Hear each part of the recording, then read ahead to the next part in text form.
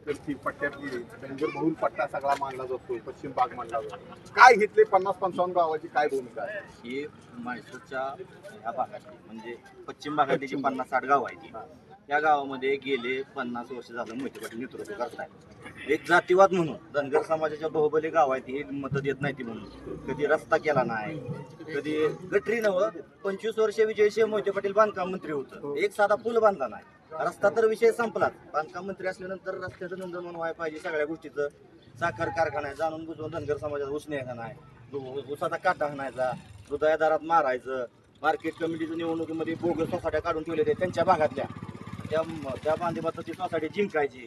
सदाशिवनगर साखर कारखाना आहे, मसवडचे सभासद आहेत, आमच्या भागातले नाही. ज्या भागात ऊसच नाही अशा भागातले सभासद आहेत. त्याच्यामुळे ह्या लोकांचा एवढा रोष आहे की ह्यांना मतं कशासाठी द्यायची.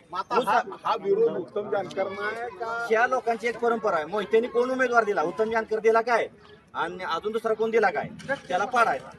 म्हणजे आमचं गाव तिरवंडी आहे, इथं 7-8 किलोमीटर अंतरावर आहे. मागच्या वेळेस आमच्या गावात 80% धनगर समाज आहे. मोहिते पाटलानं पंचायत समितीला आमच्या गावातली एक लेडी दिली वाघमोडेची, मी वाघमोडेच आहे, नागेश वाघमोडे, आणि त्याच्या विरोधात परिट समाजाचा उमेदवार आला, स्वप्नील वाघमोडेची मिसेस.